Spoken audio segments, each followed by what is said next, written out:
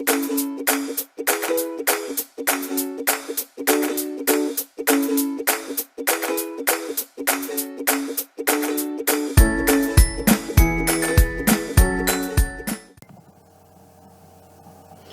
pessoal, sejam bem-vindos ao canal Direito com Elas.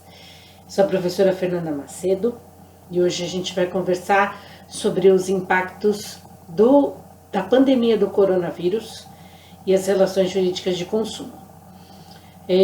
Algumas pessoas me perguntaram algumas questões, eu acho importante filtrar e ponderar aí com vocês aquelas que eu acho que são mais relevantes no momento.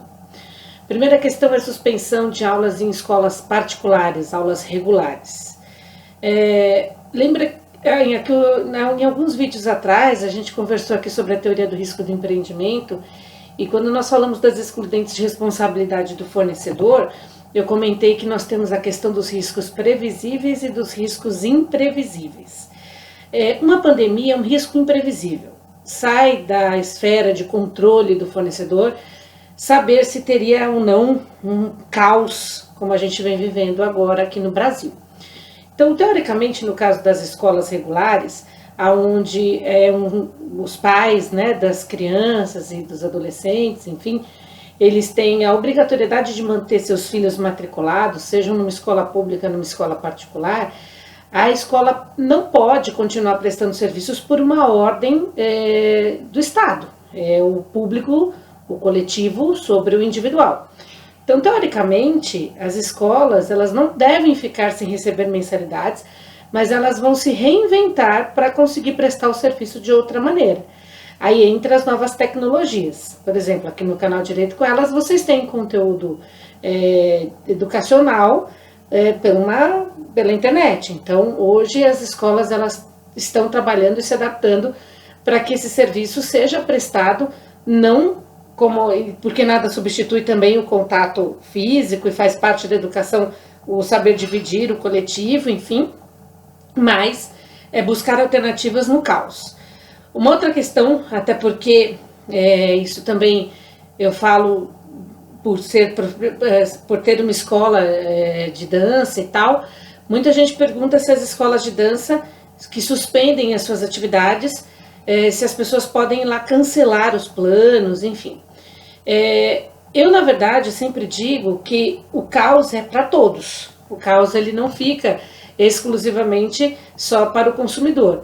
Eu sou tanto consumidora como fornecedora. Então, eu como consumidora sei que, por exemplo, a pessoa que eu contrato para vir limpar a minha casa ou para prestar um serviço mensal para mim, ela espera receber aquilo e, eventualmente, ela deixou de receber por uma situação que não foi por ela provocada. Então, há também que se ter uma conscientização do consumidor, porque se eventualmente a escola de inglês, a escola de karatê, de judô, uma escola de música, a escola de dança como a que eu tenho, ela não está deixando de prestar os serviços porque ela não quer. Então, teoricamente, você tem o direito de cancelar se você quiser. Mas a gente deve lembrar que se a escola oferece um segundo plano, aí, uma outra forma de repor essas aulas, o fornecedor também pode se poupar aí desse cancelamento, oferecendo uma outra maneira, uma reposição no futuro, porque tudo isso é uma situação transitória, né? Assim como as escolas de educação infantil, educação básica e faculdades, estão tentando se reinventar através dos meios que são meios colocados à nossa disposição, os meios eletrônicos, as plataformas digitais, as escolas de inglês, as escolas de música, mesmo nós na escola de dança, temos tentado com muito vigor transferir essa prática de aulas em casa, até porque as pessoas, teoricamente, na pandemia devem ficar em casa. Isso é uma conscientização que você, como consumidor, deve ter também.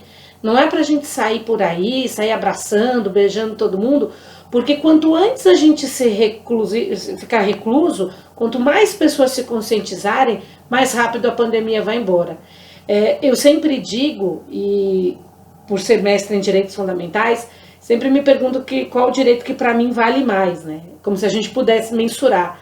Mas eu sempre digo que a liberdade é dos, assim, uma vida sem liberdade é uma não vida, né? Então a gente está passando por esse momento em que nós estamos tendo que ficar reclusos em casa e a gente tem que refletir sobre isso também. Qual é o nosso papel agora? Ah, eu quero comprar tal coisa, eu quero comprar minhas coisas no supermercado porque eu vou ficar muito tempo em casa.